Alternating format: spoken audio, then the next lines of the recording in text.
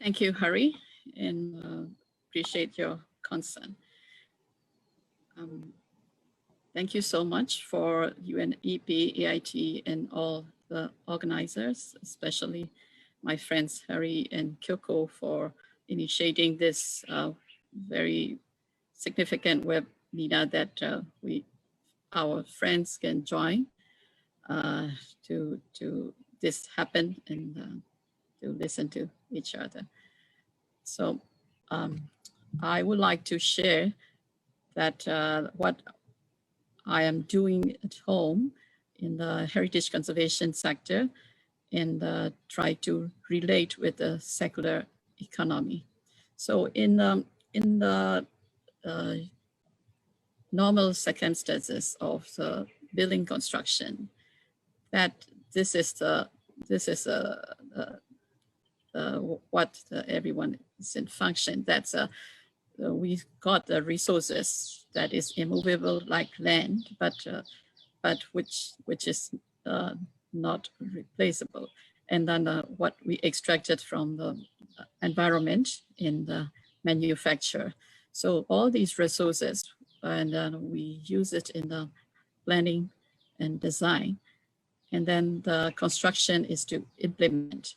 And then we use the building for operate and use for its life term, and then maintain to lengthen its life. And then one day it's to the end and decay. And then the most of the cases, it will be demolished to become the waste. But once the building is in the good quality and then built with a good design and good construction method or materials, when it was being built, then we can break up this process by replacing with the conservation. That's in the building sector conservation. And that is very important that we can reuse. We can, first is to, we can maintain the building, because the life of the building can span 3 or 4 generations or even more. The very important building, the cultural heritage, can stay longer than the number of 100 years. So the building can outlive for many of the generations. And to break up this one, to replace with a reuse or renovation, we have a very important components in this, as Hari explained in the beginning. That's most important, of course, is governance in heritage conservation. If it is protected by law or the regulations, or even with the government wills and very strong policy, that would be more than sure to conserve the existing urban heritage, which consists of built heritage, natural heritage, and many related cultural, both tangible and intangibles. So the governance structure, governance policies, and the regulation being used are very important. Here I have listed some that quality management. I think many of my friends have been already mentioned how that is being important in the governance sector. And of course, the education. This is what we, civil society, NGO, are doing. We advocate that heritage conservation is very important in urban development, especially when the whole global trend is going towards a sustainability. That we are not going to use our resources or energy for building all new, but we can reuse many of them and extended their life for many other years. And then we are not feeling displaced by reusing them, renovating them, and maintaining our urban atmosphere. That's advocacy and public awareness are very important. Even we have the strong governance by having the law or protection or the regulations, but what is, if you don't know, if you don't have awareness, even the decision makers can decide the wrong decisions. And technology is also very important.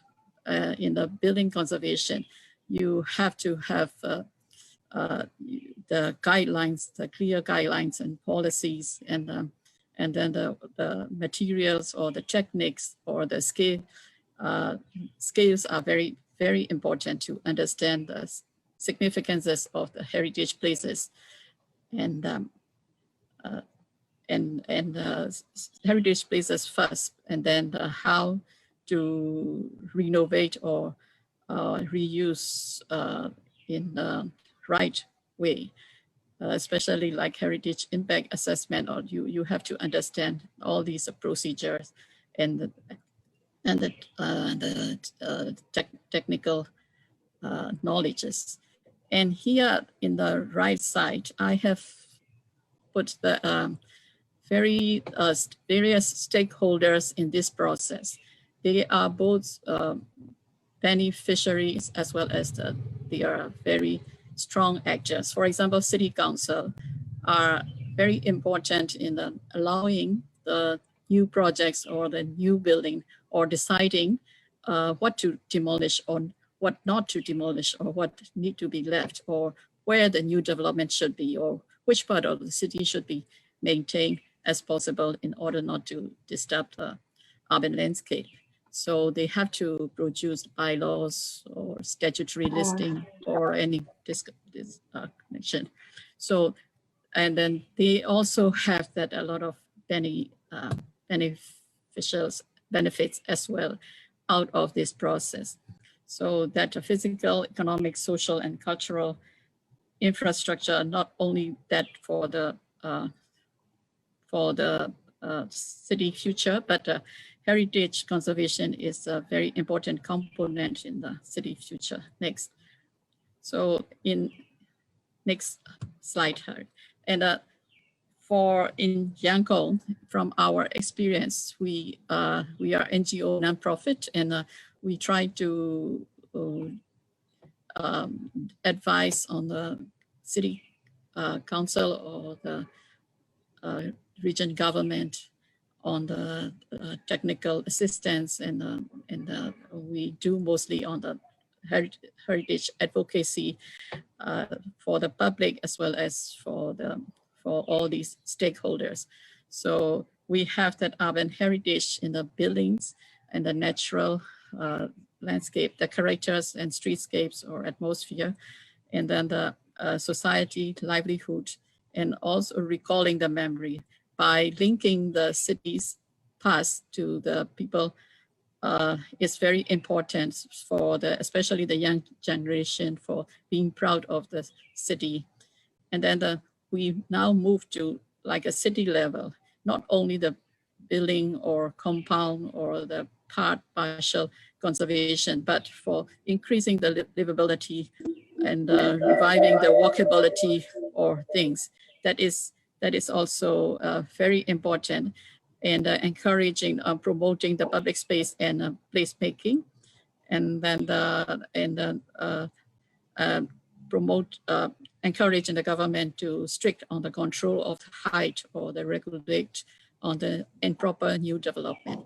So that's outcomes are well preserved, important places, as well as the regeneration of the part of the city or with providing the better public spaces or even the local businesses to regenerate it and a more attractive city for the new potential investments, as well as maintaining uniqueness may attract the tourism income of the city.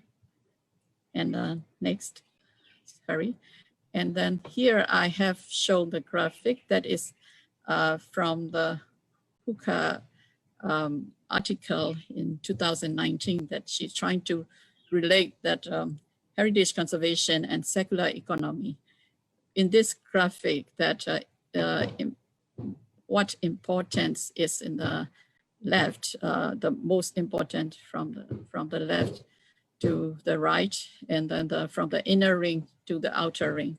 So, of course, for the important and significant architecture or historical importance places, you have to maintain to the extent is, and then you need to keep repairing or refurbish, or at one time you may renovate according to the heritage guidelines, and then not to miss its significances.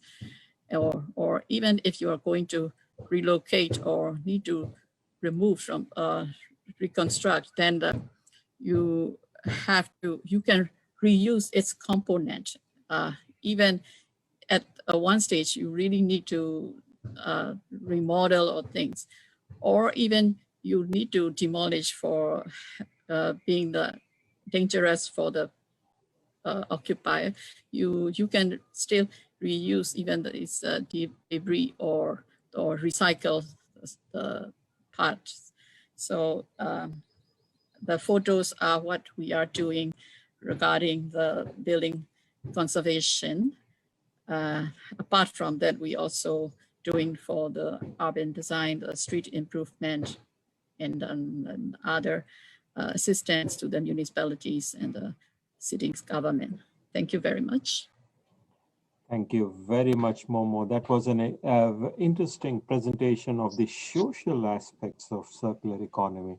It's not just the built environment and the heritage, but also bringing the community together in creating a pride of place and looking at how heritage can bring the communities and the local people into contributing to a circular economy. Very interesting. Thank you, Momo.